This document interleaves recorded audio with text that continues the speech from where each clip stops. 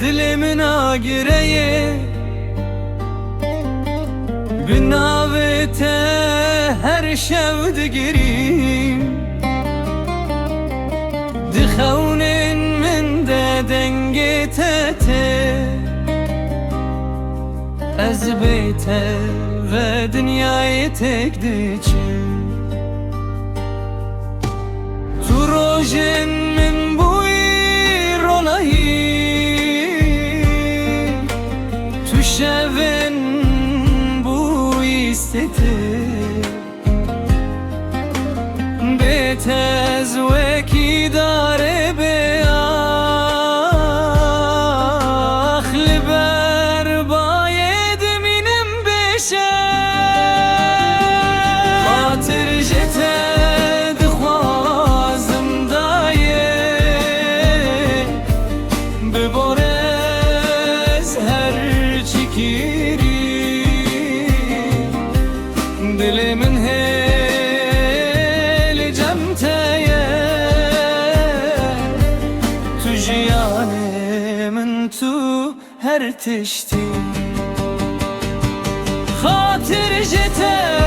dixwazim dayê navê te li ser lêvê min ez digerim li şopa te di her rêya bêdem gûkim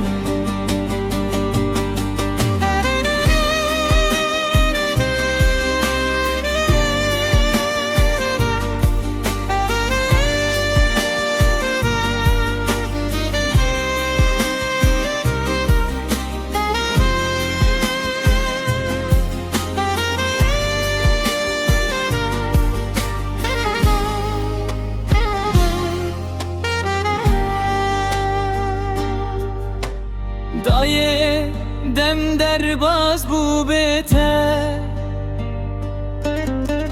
her roj wekî salek dirêje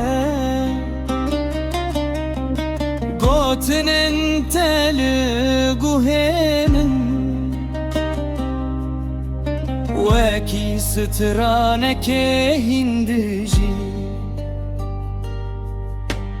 min pir karan şaşkın min rêya raswanda kir lê ev dil her dem dizanê tu bûyî ronahiya min yapir ez ê rabim ji herê şê bi navê te ez hêzdarim tu li dilê min şehîd nayî tu jiyanê min tu hêvîdarim xatir ji te dixwazim dayê bibore ez her çi kirî dilê min hêlî cem te ye tu jiyanê min tu her tiştî